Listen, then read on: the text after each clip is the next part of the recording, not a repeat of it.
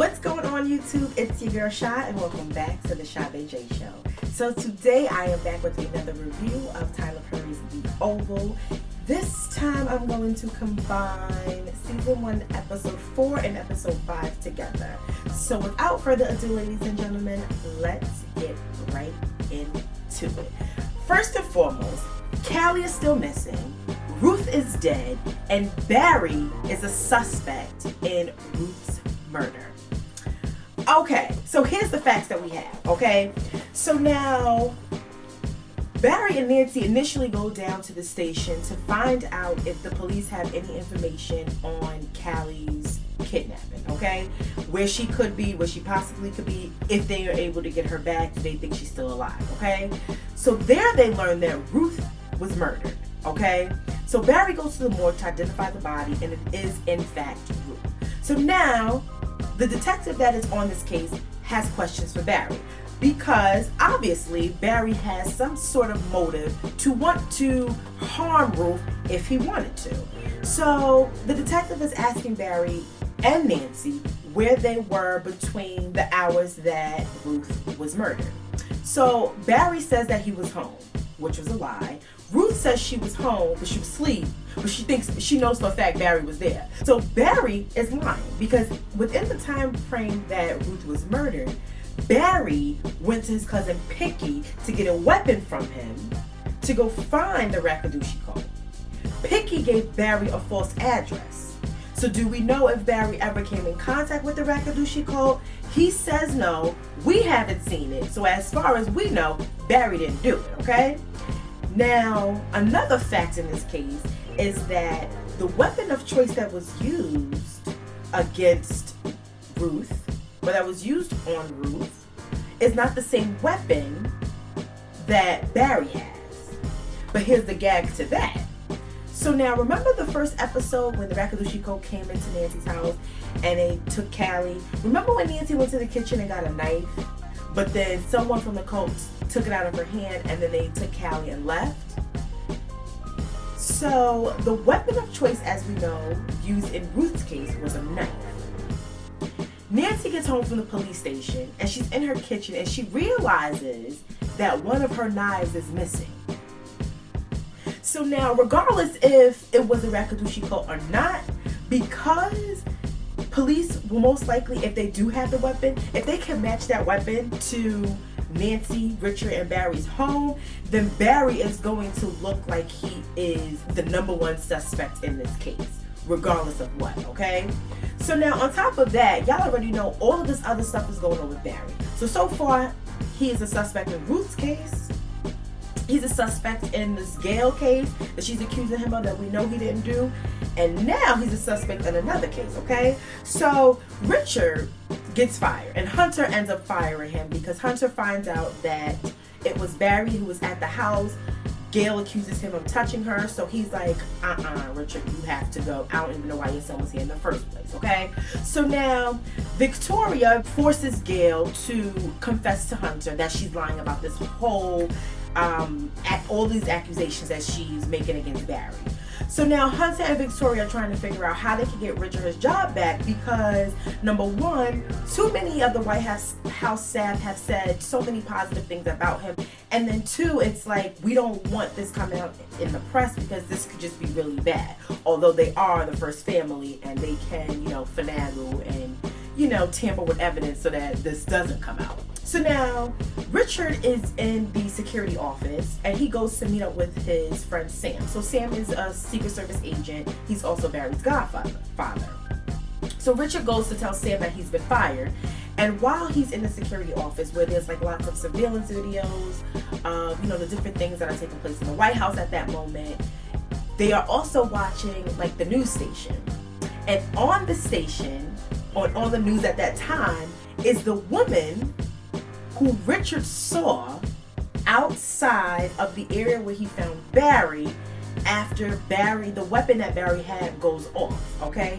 So now, remember in episode 4, Picky comes over to Richard's house to let Richard know that he gave Barry a weapon and Barry's planning on using the weapon against the Rakadushi Ko, okay? So now for those of you who don't know, remember, Picky is also Gail's boyfriend.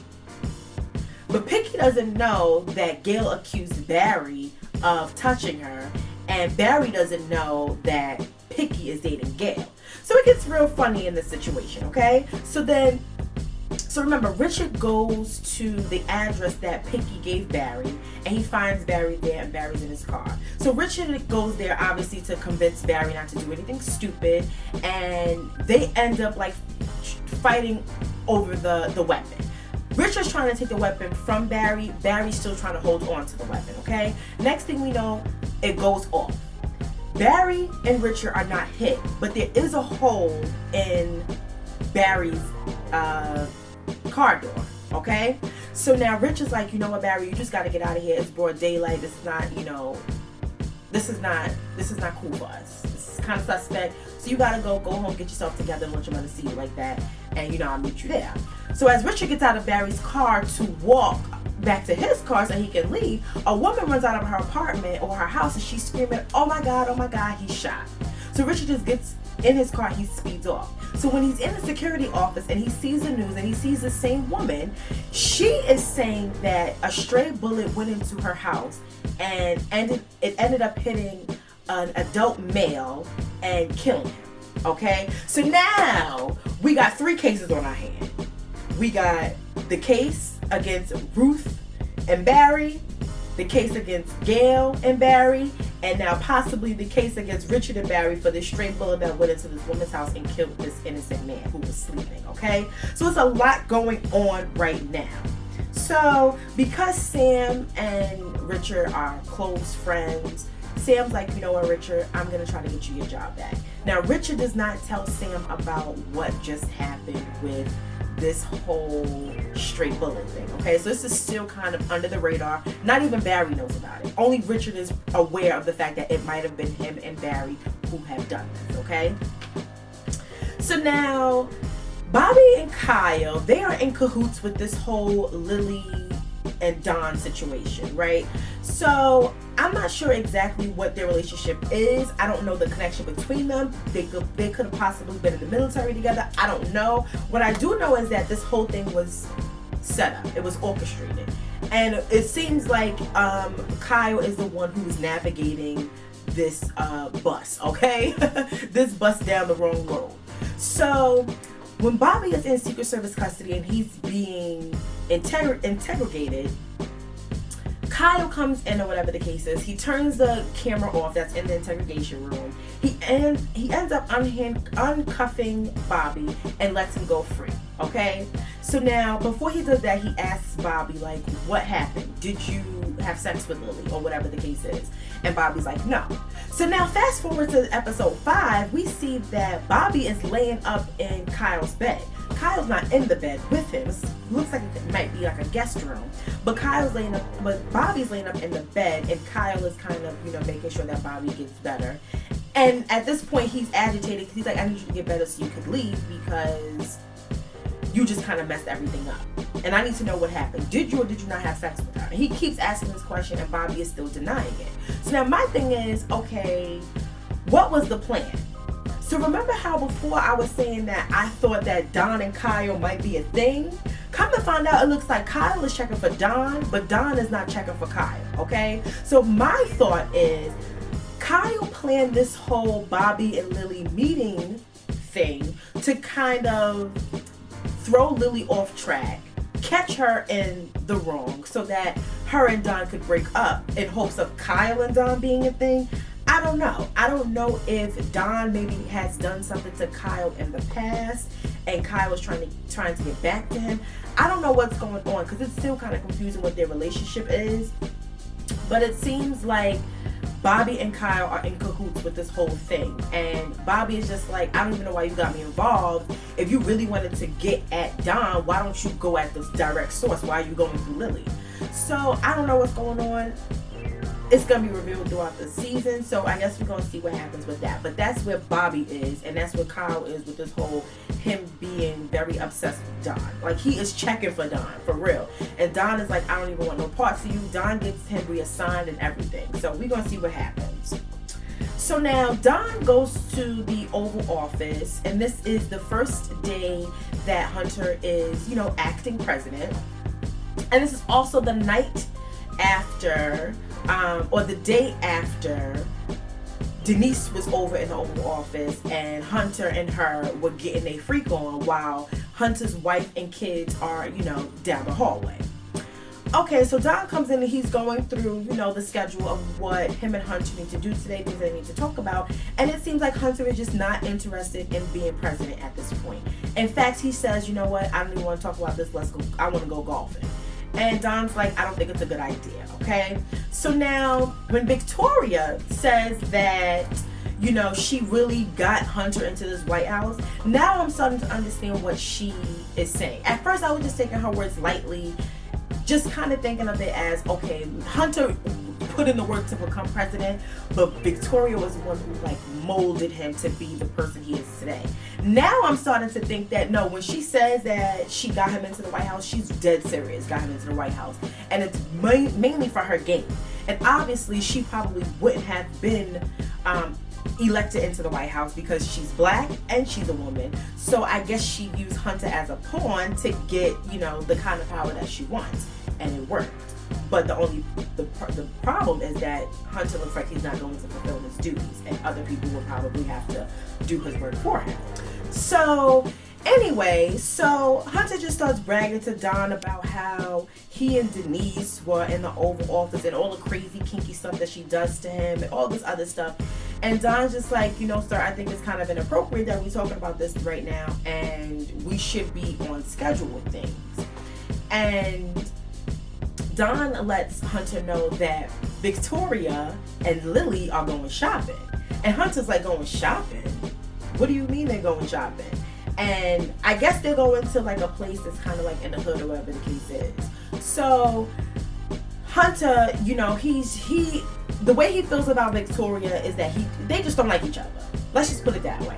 I don't know if they love each other, but I do know that they don't like each other. So he's talking to Don about possibly taking away her Secret Service rights, or not even taking away her Secret Service rights, but minimizing the number of Secret Service agents that goes out with her whenever she goes to make these trips, okay? So now Gail is still in a rut because of her whole, her boyfriend not wanting to be with her anymore because she is now in the White House, okay? So she ends up going on a social media website. Looks like it might be a Facebook or something like that. And she sees that some girl must have liked Picky's picture. So she's calling Picky about, just trying to start an argument with him about some girl that she thinks that he's flirting with or he's with. And he's like, listen, Gail, I can't have you calling my phone like that. I can't have you coming to see me because, she's dying to see him. And she's like, he's like, I can't have you coming to see me because when you come to see me now, you bring the police. And with the occupation and job that I have, I can't have them messing up what I got going on. So we're going to have to either put this on pause or we just going to have to dead the situation right here. But I'm going to need you to stop calling me. That's the first step is for you to stop calling me, okay? So Picky ends up banging it on Gail. So she's like, you know what, I'm going to see him anyway. So I don't know where she thought she was going, how far she was going to get out of this house, but she thought she was leaving, okay? So she walks out of her room and she's fully dressed. Lily and Victoria are speaking in this little lounge area, and when Gail walks out and walks past Lily and Victoria, Lily speaks but Gail doesn't. So Victoria sees that Gail's all dressed and she's, look like she's heading out. So Victoria's like, where you going? Okay. So she ends up meeting Gail downstairs at the front door of the White House. And obviously Gail can't get out because you can't leave or come in without some type of security detail, some type of Secret Service agent, whatever the case is. So now Gail's just mad at Victoria and she's letting her have it. I can't believe you're trying to keep me away from my man and all this, that, and the third. And I'm sick of just being in this house as a prisoner. I want to leave. I hate you. I don't like you. Typical Gail language. At this point, we know that's how Gail speaks. So Victoria gets fed up and she's like, Uma, tase her. And Uma is Victoria's like main agent, main Secret Service agent, and she's a female, black female. So Uma's like, ma'am, I cannot tase your daughter. So Victoria says, oh, you can't do it? I'll do it. So Victoria ends up taking taking Uma's taser and tasing the mess out of Gail. So now people are there to witness this, okay? Not only is Uma there, but Lily hears the commotion, so she comes down from the lounge area that they were at, and she sees Priscilla and Gina are cleaning up like the breakfast area, and they hear, so they come out and see. So it's like there are witnesses who saw all of this take place, and Victoria is just not fazed by it, and she don't care. So after she does what she does to Gail, she's like, all right, Lily, let's go. It's time to go shopping. Okay? Now, mind y'all, this is all the first day that this new family's in the White House, that the Franklins are in the White House. The first day all of this happens, okay? So now, Jason is still wandering around this White House, okay? So now, here's my issue with this whole Jason situation, okay?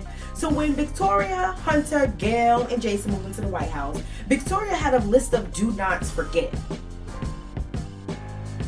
My question is, why didn't she have the same list of do nots for Jason?